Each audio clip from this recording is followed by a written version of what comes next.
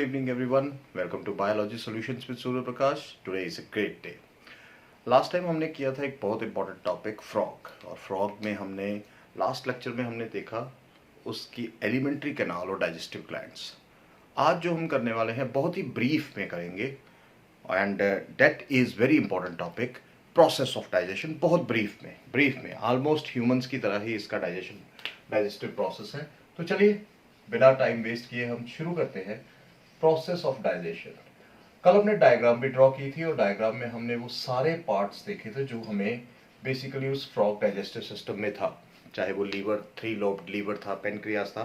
कुछ चीज़ें मैंने ज़रूर छोड़ी थी जो आज हम उसको करेंगे ग्लैंड्स में, और क्योंकि डाइजेस्टिव सिस्टम है तो ध्यान से पढ़ेंगे ब्रीफ में, ज़्यादा लंबा इसको खींचेंगे नहीं हम.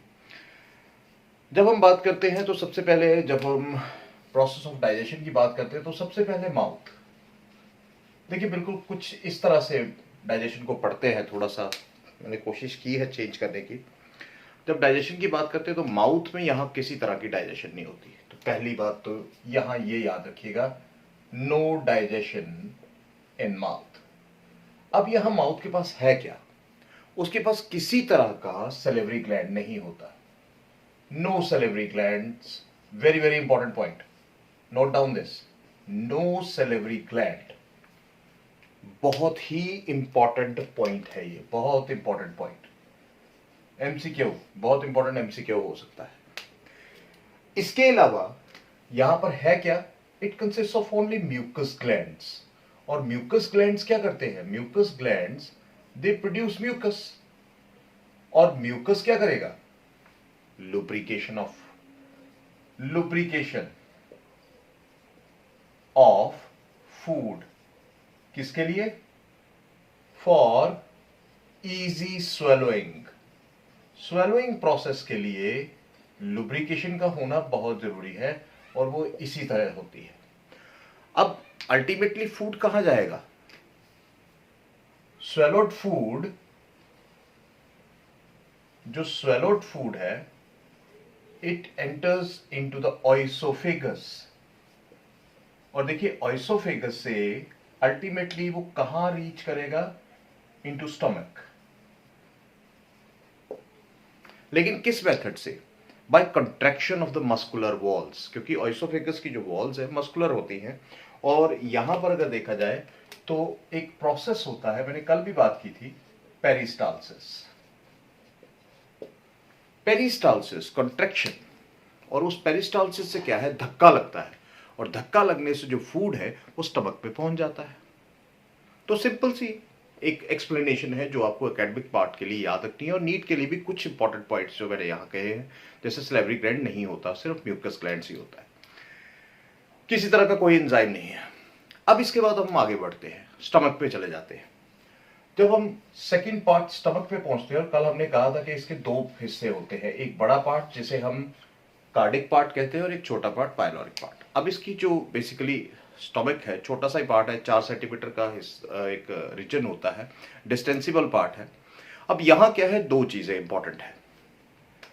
Stomach produces very important juice, that is gastric juice. Humans में भी ऐसा ही होता है, गैस्ट्रिक जूस की प्रोडक्शन होती है.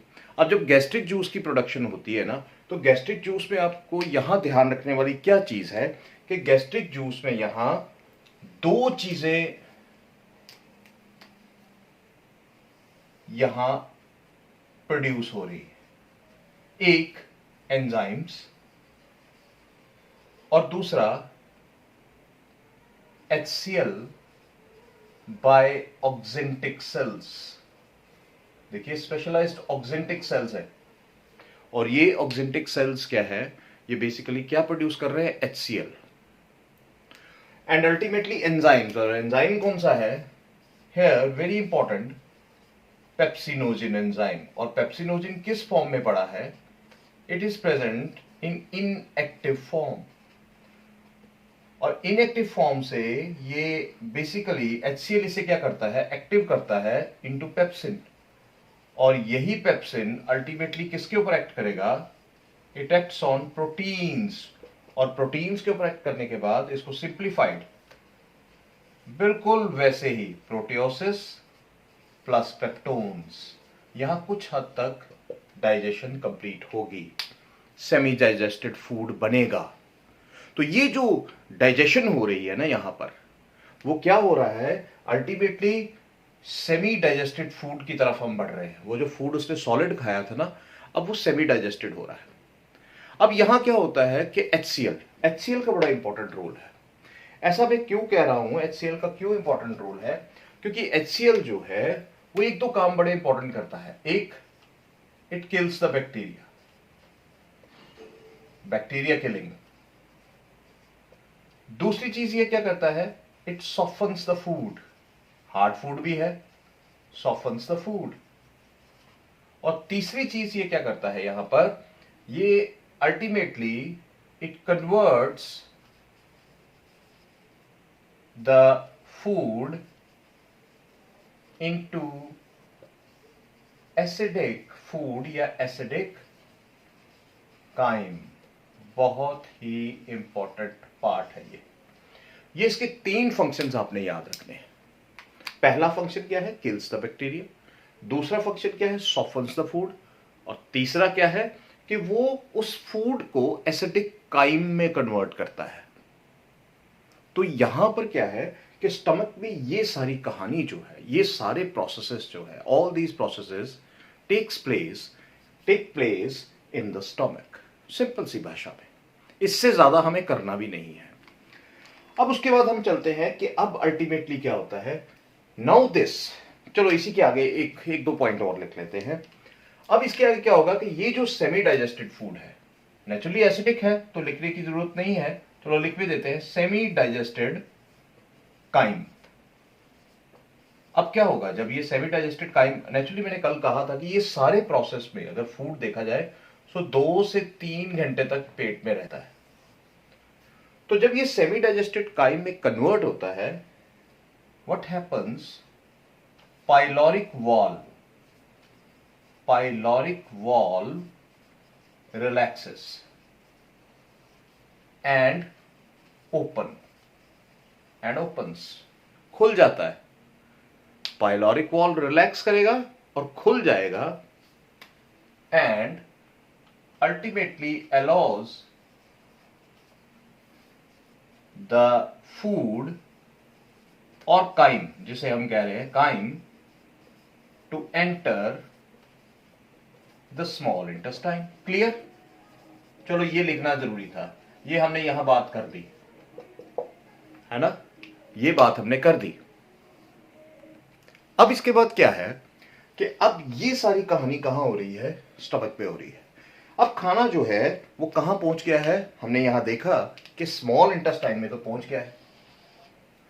लेकिन हम ये जानते हैं कि अब स्मॉल इंटेस्टाइन की डाइजेशन जो है, maximum digestion occurs in the small intestine. तो चलिए लेट अस फिनिश दिस जल्दी से।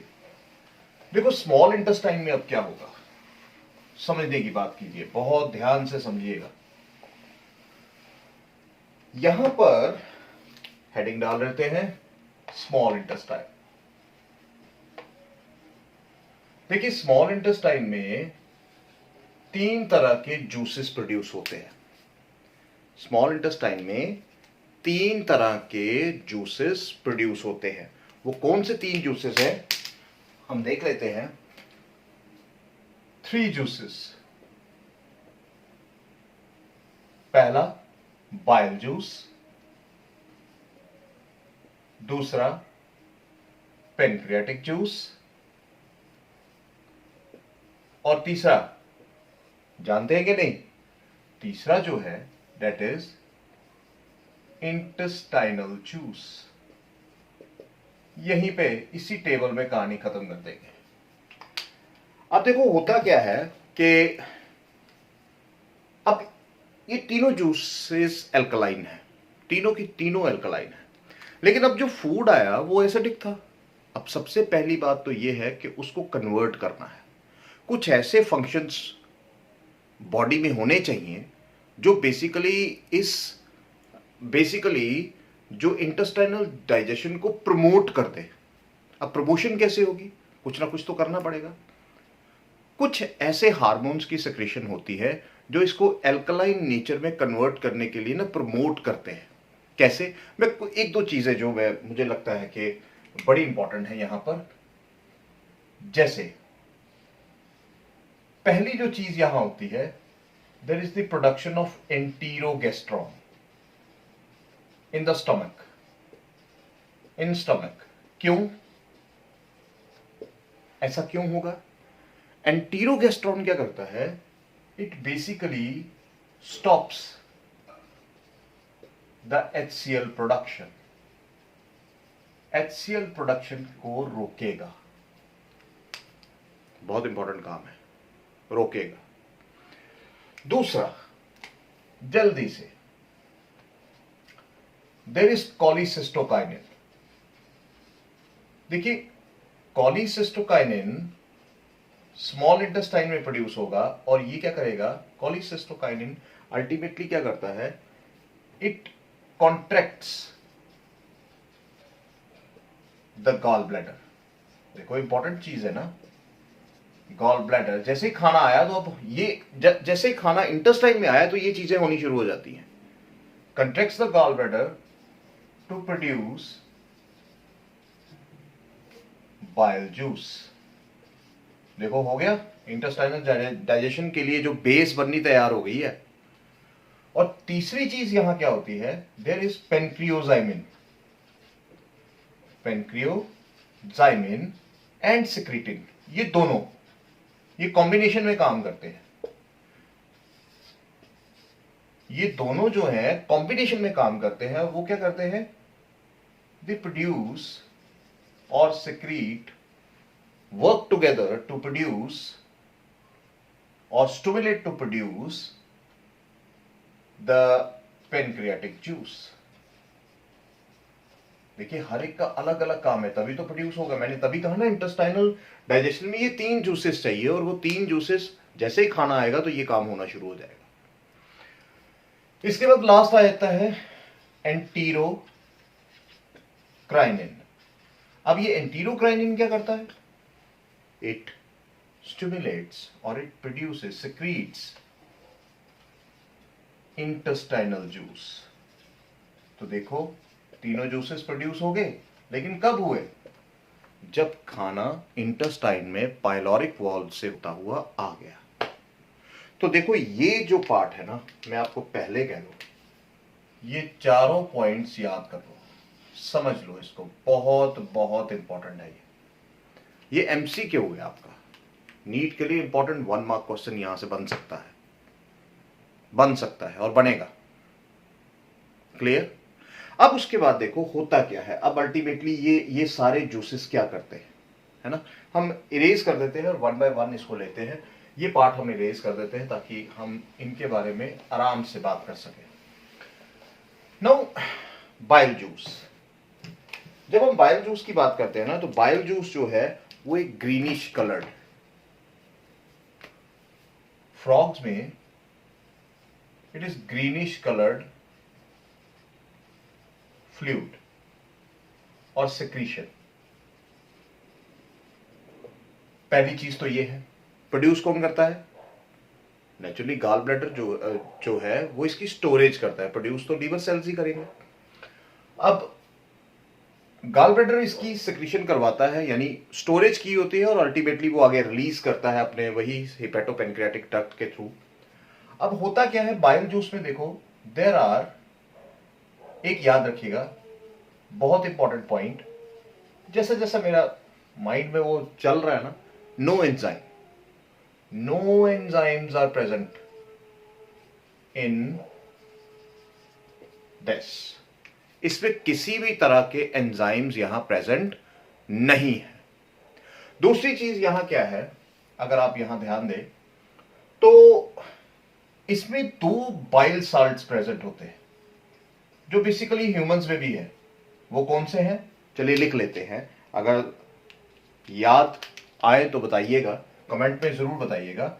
इट इज सोडियम ग्लाइकोकोलेट और इसके साथ साथ ये इंपॉर्टेंट एमसीक्यू है, सोडियम टोरोकोलेट। देखो अब ये चीज आ गई। अब ये दोनों साल्ट्स करते क्या है, बाइल अब क्या करेगा, इनकी मदद से वो एक बड़ा इंपॉर्टेंट फंक्शन करता है, वो है इमल्सिफिकेशन ऑफ फैट्स। फैट्स को तोड़ना छोटे छोटे टुकड़ों में, है ना। The conversion of fats into smaller droplets. आपने देखा होगा पानी के ऊपर जब ऑयल गिराते हैं तो वो छोटे छोटे ड्रॉपलेट्स पे, इसी तरह से वो छोटे छोटे ड्रॉपलेट्स पे कन्वर्ट करता है, स्मॉलर फैट ड्रॉपलेट्स पे, ताकि इजी डाइजेशन हो। सो इमल्सिफिकेशन ऑफ फैट्स होता है। दूसरी चीज, एक और काम बड़ा इंपॉर्टेंट होता है, यहां जो बाइल है इट ऑल्सो एक्टिवेट्स, देखो ये प्रोड्यूस होगा तो कुछ ना कुछ तो करेगा, एक्टिवेट्स पेनक्रियाटिक लाइपेज। देखिए पेनक्रियाटिक लाइपेज को भी एक्टिवेट करेगा।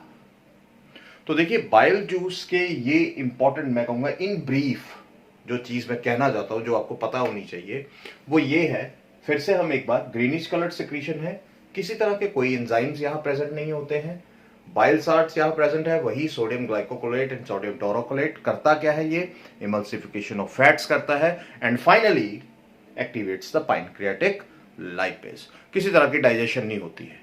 और एक और हाँ, it converts the acidic chyme to chyle, ये भी हेल्प करता है, ये एक पार्ट प्ले करता है। सो चलिए तीनों लिख लेंगे हम, तीनों बेसिकली यही करते हैं, तो तीनों का एक कॉमन फंक्शन लिख देंगे, तीनों में लिख सकते हैं हम। सो मेक्स द फूड, ऐसे लिख लेते हैं, makes the food alkaline. Clear. तो देखो ये अगर आप एकेडमिक क्वेश्चन अटेम्प्ट कर रहे हैं ना, मैं अपने पिछले 20-21 साल से पढ़ा रहा हूँ, और मेरे एक बड़ा इंपॉर्टेंट पार्ट मैं देख रहा हूँ कि एकेडमिक्स में बच्चों को क्वेश्चन फ्रेम करने में क्या पॉइंट लिखना है, क्या नहीं लिखना है, वो बड़ी प्रॉब्लम आती है। और मैं अपने स्टूडेंट्स को हमेशा मतलब ये बताता हूँ कि हमेशा वो पॉइंट लिखिए जो इंपॉर्टेंट है, ज़्यादा कहानी लिखने की ज़रूरत नहीं है, जितना क्वेश्चन पूछा गया है उतना ही लिखिए। और एमसीक्यू के लिए तो इनफ है, इसमें से क्वेश्चन एक बन जाएगा, आराम से बन जाएगा। मैंने वही कहा, एकेडमिक स्ट्रॉन्ग करो, आपका नीट निकल ही जाएगा, कोई प्रॉब्लम नहीं होगी। एमसीक्यू की प्रैक्टिस करते रहिए। पेनक्रियाटिक जूस, अब देखो पेनक्रियाटिक जूस की अगर हम बात करें ना, तो पेनक्रियाटिक जूस क्या प्रोड्यूस कर रहा है, ये भी इट प्रोड्यूसेस एंजाइम्स। इसके बीच में क्या है, इसके बीच में एंजाइम्स है। और वो एंजाइम्स कौन से हैं, देखो सबसे इंपॉर्टेंट जो एंजाइम यहां पड़ा हुआ है वो है ट्राइप्सिनोजिन। ये सबसे इंपॉर्टेंट है, सबसे पहले क्या पड़ा हुआ है, ट्राइप्सिनोजिन पड़ा हुआ है। और ये जो ट्राइप्सिनोजिन है ना, ये अल्टीमेटली कौन इसको एक्टिवेट करेगा, it is activated by an enzyme from the intestinal juice. और वो कौन सा है, याद हो ह्यूमन डाइजेशन में एंटीरोकाइनेज। और ये इसको किस में कन्वर्ट कर देता है, it converts it into trypsin. और यही ट्राइप्सिन अल्टीमेटली किसके ऊपर एक्ट करेगा, इट एक्ट्स ऑन प्रोटीन्स। ये प्रोटीन्स के ऊपर एक्ट करेगा। और जब ये प्रोटीन्स के ऊपर एक्ट करेगा तो इसे कन्वर्ट किस में करेगा, it converts it into proteoses and peptones and even amino acids में, और आगे डाइजेशन को बढ़ाएगा, और आगे डाइजेशन को बढ़ा देगा। यानी इनको भी अल्टीमेटली, मैं ऐसे लिखता हूं, हम ऐसे कर लेते हैं, proteoses and peptones and ultimately converts it into amino acids. तो यहां कुछ हद तक डाइजेशन देखिए कंप्लीट हो चुकी है, तो ये सारा काम जो है अल्टीमेटली कहां हो रहा है, आप देखिए यहां हो रहा है। इसके अलावा अगर एंजाइम्स की बात की जाए तो यहां क्या है, there is also production of, यहीं पे ले लेते हैं, नंबर 1 है ये एंजाइम, नंबर 2 ले लेते हैं यहां पे, that is amylase, pancreatic amylase. Amylase की प्रोडक्शन है, और अमाइलेज आप जानते हैं, अमाइलेज क्या करेगा, ये अमाइलेज अल्टीमेटली किसके ऊपर एक्ट करेगा? It acts upon the carbohydrates. देखिए कार्बोहाइड्रेट्स पे एक्ट कर रहा है, और जब ये कार्बोहाइड्रेट्स पे एक्ट कर रहा है तो अल्टीमेटली फॉर्मेशन किसकी हो रही है? फॉर्मेशन है डाइसैकेराइड्स की।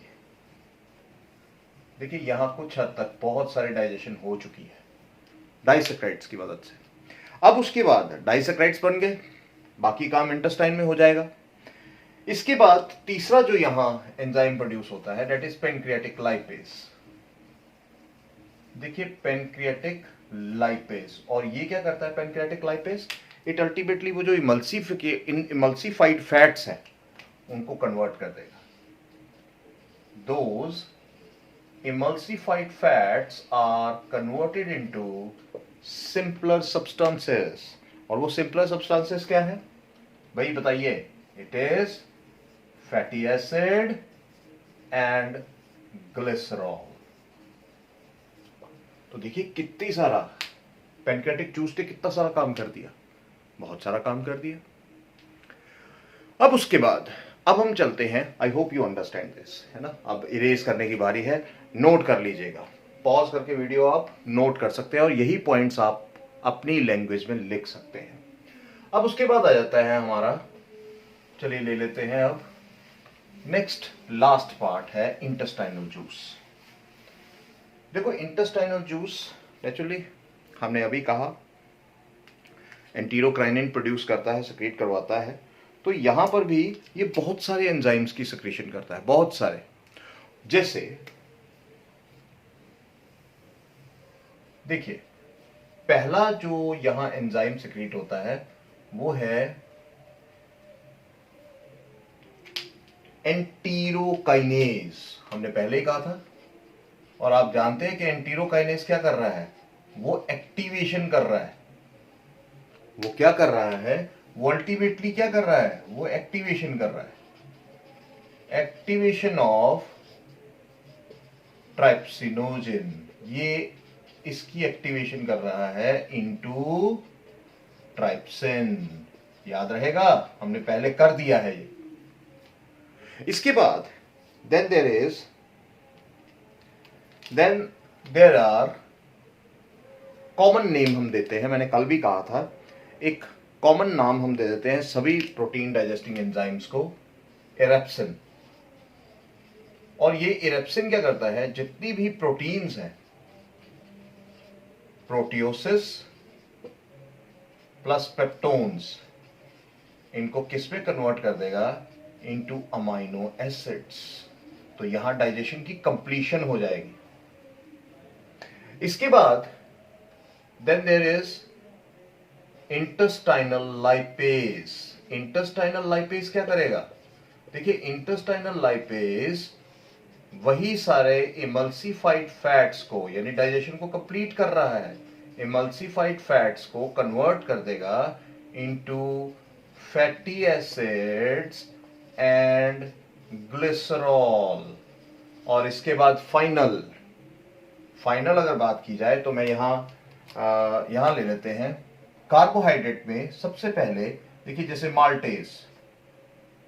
माल्टेज एंजाइम, ये क्या करेगा? इट एक्ट्स अपॉन माल्टोज, और इसको किस में कन्वर्ट कर देगा? Into glucose molecules, 2 glucose molecules, क्योंकि ये डाइसैकेराइड है। इसके बाद then there is sucrose.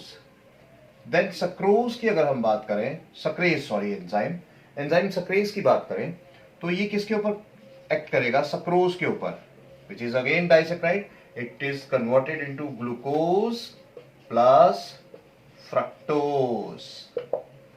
And finally lactase enzyme, और ये क्या करेगा? It acts upon the lactose sugar and converts it into glucose plus galactose, and this completes the digestion। ये हमारा basically process of digestion complete हो गया है। आज शादियों का मौसम चल रहा है, आई होप कि आपको साउंड, मैं काफ़ी कोशिश कर रहा हूँ कि नहीं आए, बिल्कुल बंद रखा हुआ है, पर चलिए आपका सपोर्ट रहेगा तो एक साउंड प्रूफ कमरा भी बना लेंगे। अब देखिए ये है वो डाइजेशन। सिंपल, बस सिंपल तरह से आप इसको बस एक्सप्लेन कीजिए, इसको ज्यादा कॉम्प्लिकेट करने की जरूरत ही नहीं है। डाइजेशन तो अब इंटेस्टाइन में हो चुकी। अब इसके बाद क्या आता है, इसके बाद छोटा सा दो दो लाइन में इसको हम खत्म करेंगे in a very brief manner. Absorption, assimilation and excretion और इजेशन। देखिए, जब हम बात करते हैं एब्जॉर्प्शन की, तो एब्जॉर्प्शन कहां पर होती है? ह्यूमंस में कहां होती है? इंटेस्टाइन में। तो यहां पर भी एब्जॉर्प्शन जो है वो इंटेस्टाइन में ही होगी। अब जब एब्जॉर्प्शन इंटेस्टाइन में होगी तो यहां पर देखिए, जितना भी, जैसे अगर हम बात करें वाटर की, साल्ट्स की, या कोई सॉल्यूशन फॉर्म में कंपोनेंट पड़े हैं, सॉल्यूशन फॉर्म में कंपोनेंट्स पड़े हैं, वो सारे तो क्या होंगे? दे आर एब्जॉर्ब्ड डायरेक्टली, वो डायरेक्टली एब्जॉर्ब हो जाएंगे। लेकिन अगर हम बाकी की बात करें, चाहे वो अमाइनो एसिड्स की बात करें, ठीक है, even we talk about the carbohydrates, है ना, कार्बोहाइड्रेट्स में मोनोसेक्राइड्स की बात कर लेते हैं, हम इस तरह से लिखते हैं मोनोसेक्राइड्स, ये ज्यादा बेहतर रहेगा। मोनोसेक्राइड्स की बात करें, और अगर मोनोसेक्राइड्स के साथ साथ हम फैटी एसिड एंड ग्लिसरॉल की बात करें, फैटी एसिड्स एंड ग्लिसरॉल की बात करें, तो ये क्या है? They enter into the blood stream. क्योंकि यहां पर भी क्या होता है, there are villi like processes in the small intestine, और वो जो विलाई लाइक प्रोसेसेस है स्मॉल इंटेस्टाइन में, they help in the absorption, they increase the surface area, the membrane is semi permeable, so it allows certain substances to enter or leave. अब होता क्या है कि it enters into the blood stream। अब कैसे? अब सबसे पहले क्या होगा? enters into blood stream via hepatic portal system। देखिए, हिपैटिक पोर्टल सिस्टम से ये एंटर करेगा और वहां पर होगी अल्टीमेटली एसिमिलेशन प्रोसेस कंप्लीट होगा, वहां चला जाएगा। बिल्कुल वैसे ही जैसे हम एब्जॉर्प्शन, ये ब्रीफ है, इससे ज्यादा हमें कुछ नहीं करना है, वो डिटेल में नहीं जाना, वो ग्रेजुएशन हो जाएगा फिर, या पोस्ट ग्रेजुएशन चले जाएंगे हम, वहां नहीं जाना है। सिंपल हिपैटिक पोर्टल सिस्टम में चला जाएगा, और वहां नेचुरली हार्ट में जाने से पहले ब्लड के क्या होगा?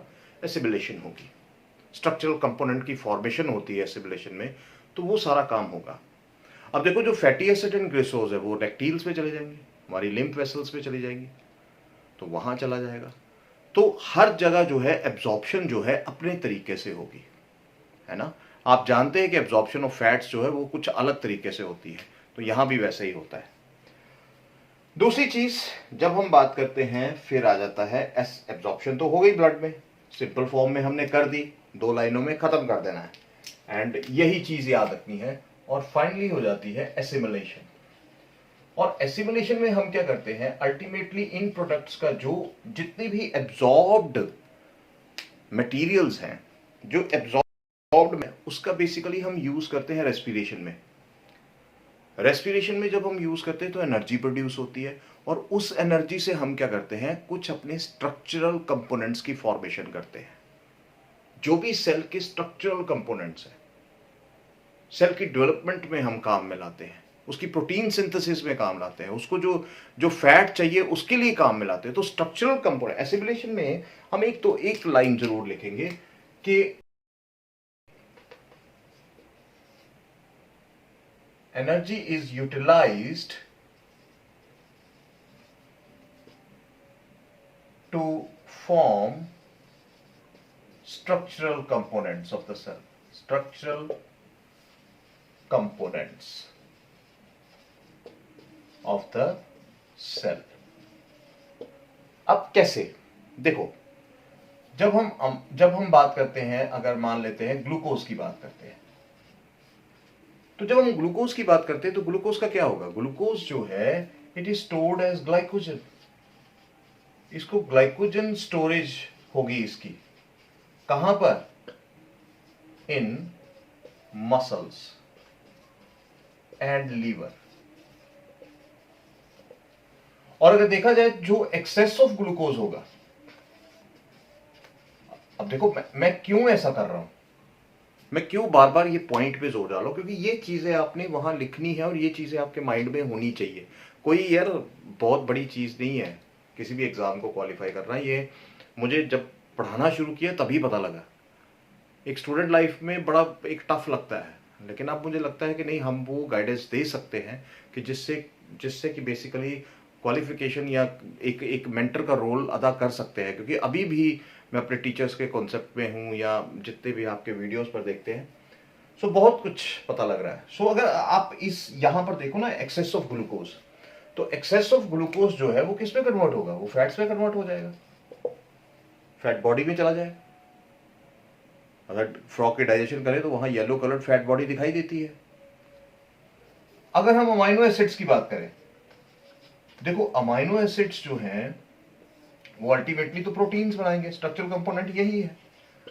लेकिन जब हम एक्सेस ऑफ अमाइनो एसिड्स की बात करते हैं, एक्सेस ऑफ अमाइनो एसिड्स की बात करते हैं, तो होगा क्या? यहां there is deamination process, deamination process in liver. और डीएमिनेशन में क्या होगा? अमाइनो ग्रुप को रिलीज किया जाएगा और अल्टीमेटली यूरिया की फॉर्मेशन होगी। होगी कि नहीं? तो इंपॉर्टेंट, यूरिन फॉर्मेशन में ये बड़ा इंपॉर्टेंट पार्ट प्ले करता है। दूसरी चीज, अगर हम फैटी एसिड्स एंड ग्लिसरॉल की बात करें, देखो एसिमिलेशन में क्या हो रहा है? Fatty acids and glycerol. तो ये सेल के अंदर फैट्स की फॉर्मेशन करते हैं और अल्टीमेटली कहां? The fats are deposited in the adipose tissue. Adipose tissue formation होगा in the form of adipose tissue. ये बेसिकली उसके मसल्स, उसकी बॉडी के अंदर एडिपोज टिश्यू में कन्वर्ट होगा, कुशन देगा, प्रोटेक्शन देगा, रिजर्व अगर देखा जाए तो फैट बॉडी में कन्वर्ट हो जाएगा। तो एसिमुलेशन जो प्रोसेस है, अगर आप देखें तो यहां क्या हो रहा है कि स्ट्रक्चरल कंपोनेंट्स की फॉर्मेशन हो रही है। जो चीज अगर एक्सेस में है तो वो किसी और चीज में कन्वर्ट हो रही है। ग्लूकोज फैट्स में कन्वर्ट हो रहा है, फैट्स अगर एक्सेस में वो एडिपोज टिश्यू में कन्वर्ट हो रहे हैं या फैट बॉडी में कन्वर्ट हो रहे हैं। उसको हाइबरनेशन के वक्त एनर्जी जो है वो इसी से मिलती है। तो बड़ा इंपॉर्टेंट पार्ट प्ले कर रहे हैं। और फाइनली क्या आ जाता है? It is the egestion. और इजेशन में अब क्या है? खत्म करें लास्ट पार्ट। जब हम इजेशन की बात करते हैं तो देखो इजेशन में यहां सिंपल क्या होगा? सिंपल सी बात है, अनडाइजेस्टेड वेस्ट रेक्टम में आ जाएगा। चलिए, ये जो अनडाइजेस्टेड फूड है वो कहां आएगा? वो आ जाएगा रेक्टम में। और रेक्टम में क्या होगा? There is conservation of water, conservation of water. और मैंने पहले भी कहा था and formation and storage of faecal matter,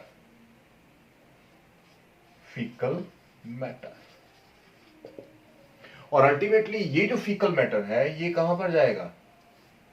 it reaches the cloaca, और क्लोएका से क्लोइकल एपर्चर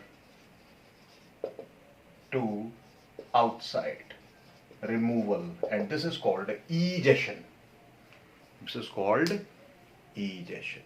तो सिंपल सा मैकेनिज्म है यार, सिंपल सा। अनडाइजेस्टेड फूड रेक्टम में पहुंचा, रेक्टम में उसकी कंजर्वेशन ऑफ वाटर होगी, कंजर्वेशन ऑफ वाटर के साथ फॉर्मेशन एंड स्टोरेज होगी फीकल मैटर की, and then reaches the cloaca, cloaca से मस्कुलर कंट्रैक्शंस होंगी and it is removed outside through cloacal aperture. एक चीज जो आपको याद रखनी है कि बड़ी ही इंपॉर्टेंट, मैं यहां लिख देता हूं, बिल्कुल कि वो जो काइम क्या था, crime is the acidic food, है ना, एसिडिक फूड था, and it is converted into alkaline Kyle, ये याद रखिएगा, Kyle, CHYLE, it is alkaline inside intestine.